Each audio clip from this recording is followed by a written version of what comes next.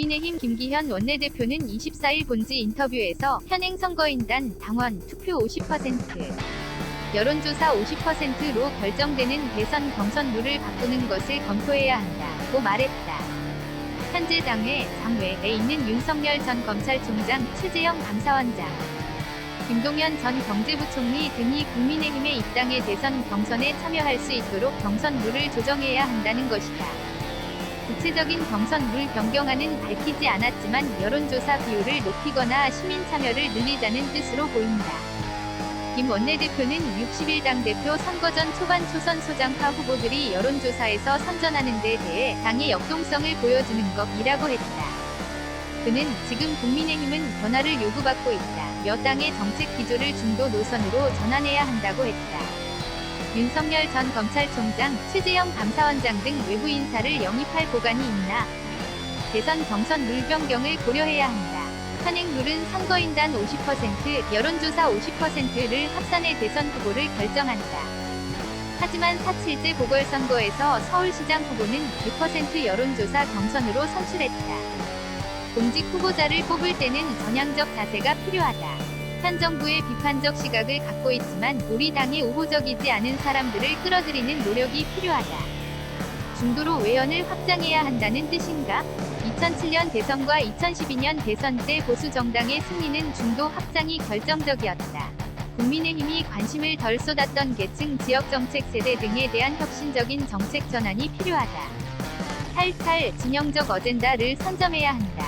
진영에서 벗어난 정책 이슈는 어떤 걸 꼽을 수 있나? 주택 문제다. 집값부터 어느 정도 내려가야 한다.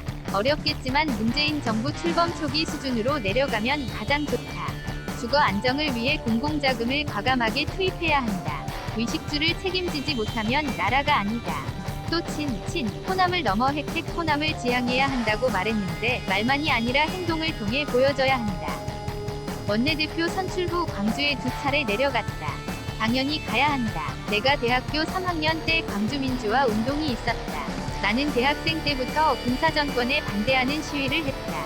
지금도 전두환 전 대통령에 대해 거부감이 있다. 국민의힘 당사의 전 대통령 사진도 없다. 그러나 민정당 계열이 국민의힘의 한 지류를 형성한 것도 역사적 사실이다. 그래서 광주에 내려가 사과한 것이다.